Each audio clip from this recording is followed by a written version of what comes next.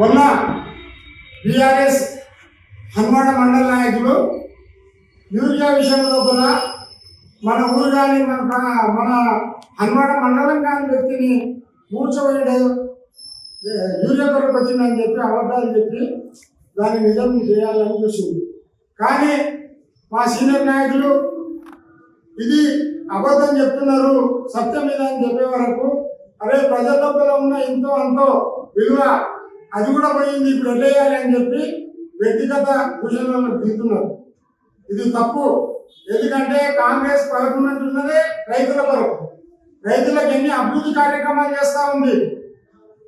రైతు రుణమాఫీ కానీ, రైతు బంధు కానీ, రైతు బీమా స్కీములు అన్ని రైతుల కొరకు పెట్టేసి ఈరోజు దాదాపు 1,00,000 కోట్ల వరకు రైతులకే మేలు చేసినటువంటి ప్రభుత్వం. నీవు రైతులకు చేసిన మేలు చెప్పకుండా నీవు చేసిన గుండాయిజం, గత ప్రభుత్వంలో చేసినటువంటి గుండాయిజం ఇప్పుడు కూడా అదే పరివర్తన చేస్తా అంటే మీరు పప్పులు ఉడకవు. ఇప్పుడు కాస్తో నేను ఇంతకుముందు చేసిన ఎప్పుడన్నా చేసినా ఇంతకుముందు బీసీ నాయకుడు ఉన్నాడు, బీసీలనే అణచివేసాడు. ఇప్పుడు మళ్ళా బీసీలనే అణచివేయడానికి మళ్ళీ చూస్తున్నారు. నీవు అంటున్నావు సురేందర్ రెడ్డి గారు అప్పుడు కులం చూడకుండా మతం చూడకుండా ఒక రెడ్డి తన పక్కన ఉంటే కూడా అక్కడ సపోర్ట్ చేయకుండా బీసీలకు సపోర్ట్ చేసిండు. ఎందుకు చేసిండు? ఆ రోజు తెలంగాణ ఉద్యమం ఉంది, ఆయన అవసరం నీకుంది కాబట్టి ఆయన లేకుంటే నీవు ఈ రోజు తెలంగాణకు గుర్తింపే లేదు, తెలంగాణలో నీ మంత్రి అనే పేరు కూడా ఉండకుండే.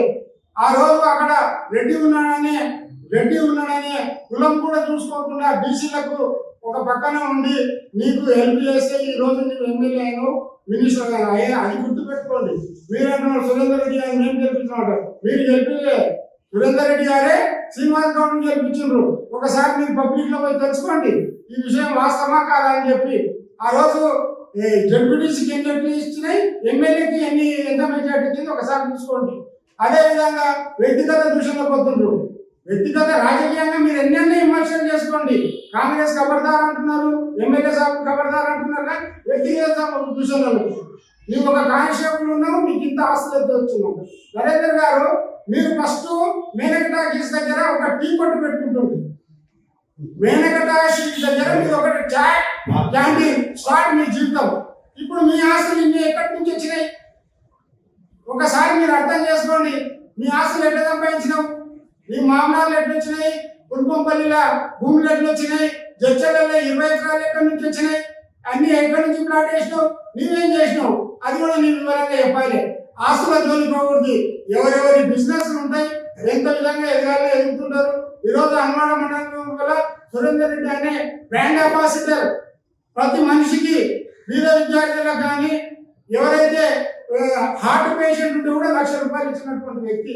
అదేవిధంగా అంత్యక్రియలు చనిపోతే అంత్యక్రియలకు డబ్బులు పెట్టుకునే స్థితిలో లేకుంటే కూడా వాళ్ళకు అంత్యక్రియల ఖర్చులకు బీద వాళ్ళకు 10,000 ఇస్తున్నటువంటి వ్యక్తి. ఆయనకు ప్రజాదరణ ఉంది కాబట్టి ప్రజల లోపల అందరూ ఆయనని జ్ఞాపకం చేసుకుంటున్నావు. నీవు అంటున్నావు ఆయన ఖబర్దార్ బిడ్డ అంటున్నావు. నీ కుంకుమపల్లిలోనే ఉంటావా? హన్వాడ మండలికి ఎందుకు వస్తావు? కుంకుమపల్లిలోనే ఉంటావు. ఇది కూడా అదే ఊరు కదా, అక్కడనే సర్పంచ్ నిలవాడు. ప్రధానమంత్రి గుజరాత్ నుండి వారణాసి నుంచి నిలబడుతున్నారు, అచ్చంపేట నుంచి పోయి కోడంగానే నిలబడుతున్నారు. ప్రజాదరణ ఉన్నటువంటి వ్యక్తి ఎక్కడైనా పోటీ చేస్తాడు, ప్రజల మన్ననలు పొందే వ్యక్తి ఎక్కడి నుంచి అయినా ఉంటాడు. అది మనం ప్రజా మనుషుల్ని తెలుసుకోవాలి అంతే తప్ప నీకు వ్యతిరేకంగా ఏదో మాట్లాడి చివాట్లు చావాట్లు పెట్టి రాజకీయంగా ఎన్నెన్నా ఇబ్బందులు పెట్టు. ఏమన్నా ఉంటే కూడా చెప్పు. నీవు ధర్నా చేయడానికి ఇచ్చిన భిక్ష కూడా కాంగ్రెస్ పార్టీ. ఇంతకుముందు ఏ నాయకుడు కూడా ధర్నా చేయకుంటే మేము కూడా అందులోనే ఉన్నాం కదా. కాంగ్రెస్ పార్టీ అందరినీ లోపటేసి మీరు మీటింగ్ పెట్టుకున్నది వాస్తవం కదా. ఎవరైనా ధర్నా చేసిండ్రా? 5-10 ఏళ్ళలో మీరు తీయండి. రోడ్డు మీద ఎవరైనా ఎక్కిండ్రా? మేము స్వేచ్ఛ ప్రజా పరిపాలన లోపల ప్రజా సమస్యలు తెలియాలని చెప్పి మేము మీకు అవకాశం ఇస్తున్నాం. మా గౌరవ ఎమ్మెల్యే గారు కూడా ఎవరైనా ఏమైనా వేసుకొని ప్రజల లోపల శాంతి అనేది నెలకొల్పడం మనం. అందుకొరకు మీరు అవాకులు చావాకులు పెట్టకుండా వ్యక్తిగత విషయాలకు పోకుండా రాజకీయ పరంగా మీరు ఎన్నెన్నో విమర్శలు ఇచ్చుకోండి, కానీ వ్యక్తిగత విమర్శలు ఇస్తే మాత్రం మీ పుట్టగతులు ఉండవు. మిమ్మల్ని కూడా మేము మండలం లోపల తిరిగాము, మేము చాలా చెప్తున్నాము. మీరు ఎన్ని ఇబ్బందులు పెట్టా అప్పుడు చూసిన కానీ ఇప్పుడు ఎవరు కూడా లేరు. ఇప్పుడు మీకు ప్రతిఫలం కూడా ఇస్తామని చెప్పి ఈ అవకాశం ఇచ్చినటువంటి పెద్దలకు అందరూ కూడా వేదికైన ధన్యవాదాలు తెలుపుతూ ముగిస్తున్నాను.